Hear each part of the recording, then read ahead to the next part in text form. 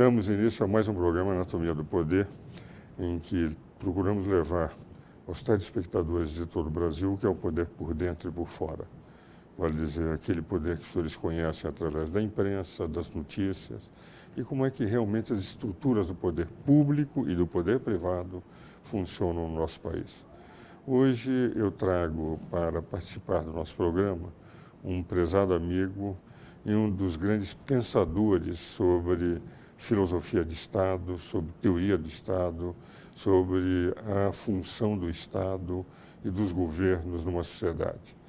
Evandro Guzzi, ele tem essa preocupação permanente, mestre e doutor, que é mestre pela Universidade Federal do Rio Grande do Sul e doutor pela Universidade de São Paulo, preocupação permanente de como inserir determinados valores na percepção, não só da sociedade, mas principalmente pelos detentores do poder, os governantes.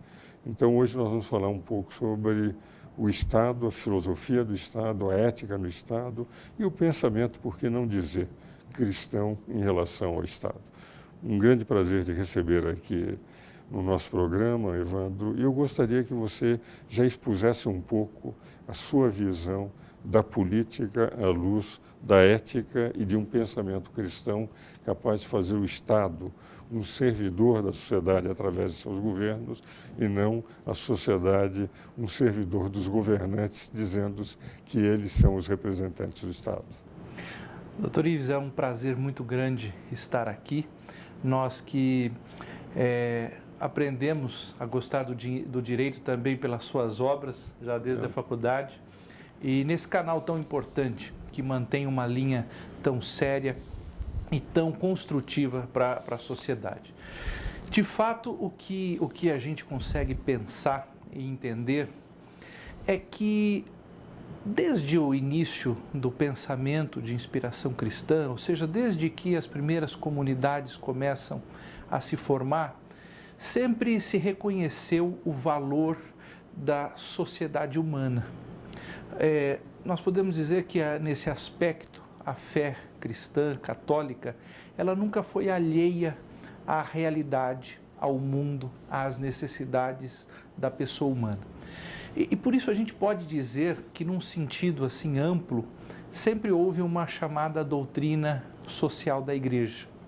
Ou seja, uma consequência dessa realidade de fé para a vida humana concreta que cada um de nós vivemos na nossa casa, nos nossos lares, nas nossas famílias, nos nossos empreendimentos, empresas, na nossa vida jurídica, enfim, em todos os âmbitos. Isso sempre existiu, sempre houve uma preocupação de, a partir dessa realidade de fé, desse dado de fé, desse dom da fé, como conceber, a partir dessa fé e também a partir da natureza, da realidade natural, um modo coerente, adequado de se viver nessa vida. Essa doutrina, esse pensamento, num primeiro momento, até o final do século XIX, ele é um pensamento diluído, ele é um pensamento difuso em todo o pensamento de inspiração cristã.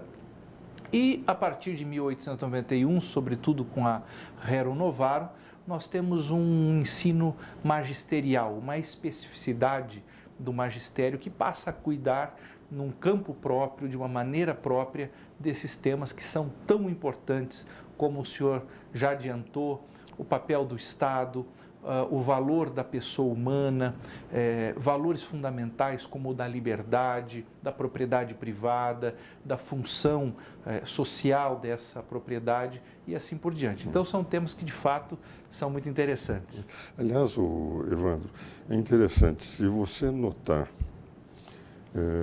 a patrística, os primeiros autores, durante 300 anos, apesar de os cristãos serem perseguidos, e é notável para mostrar que a obra era de Deus, porque você manter geração após geração de pessoas perseguidas e manter a fé em relação ao Criador, ao Senhor Deus do Universo, feito homem, que é Jesus Cristo, é algo de impressionante.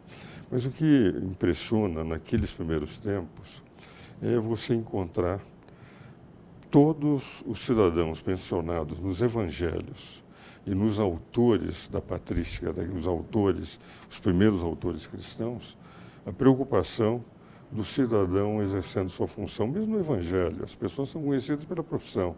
Paulo diz, eu sou fazedor de tendas, Aquila e Priscila eram fazedores de tendas, era o centurião, era o pescador, era o publicano. Todos eram conhecidos pela sua profissão, mesmo Cristo, o filho do carpinteiro. O que vale dizer, São José devia ser importante, porque era um carpinteiro conhecido em todos os lugares onde Cristo ia. Agora, você tem, por exemplo, algumas cartas, por exemplo, a de Justino de Roma, quando ele escreve no início, naqueles primeiros tempos de perseguição, mostrando qual era o papel, primeiro do cristão, que não era aquele contra o Estado, mas que o imperador tinha que compreender que a função do Estado era respeitar os cidadãos. As duas cartas na Apologia, as duas cartas que ele faz ao imperador de Roma, com toda a coragem, e ele foi um mártir depois. Se nós pegarmos, por exemplo, também, já na obra, não de Santo Agostinho também, mas ele reproduzindo muito o pensamento de Platão, mas de São Tomás de Aquino, em relação ao Estado e ao direito, João Fiennes, esse grande autor inglês, professor de Oxford, ele na obra Aquinas, ele mostra só o aspecto de direito da obra. Nós verificamos que a igreja sempre tem uma preocupação, e mesmo na criação da universidade. Quando a igreja cria a universidade, que é a maior doação cultural da civilização, o maior dom cultural que a civilização recebeu foi da Igreja Católica, criando a universidade, que passa a ser um centro de expansão. Todos os universitários de todo o mundo, de todas as universidades, as mais laicas possíveis, essas universidades tiveram origem graças à Igreja Católica.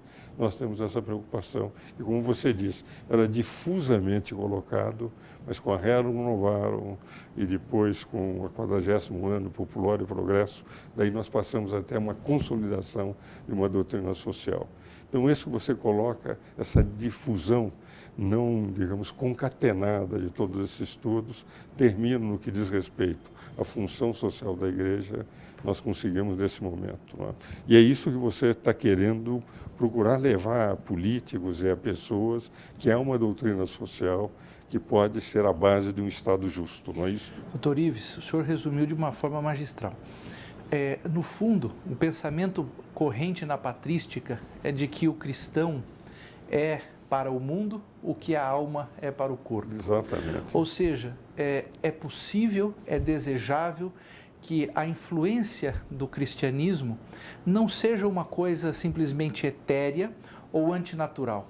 Longe disso. É a salvação de todos os homens e, no fundo, do homem todo. Ou seja, em todas as suas dimensões, em todas as suas realidades, as mais naturais possíveis. E de fato, a primeira coisa que ganha com isso é uma compreensão correta do que é pessoa humana.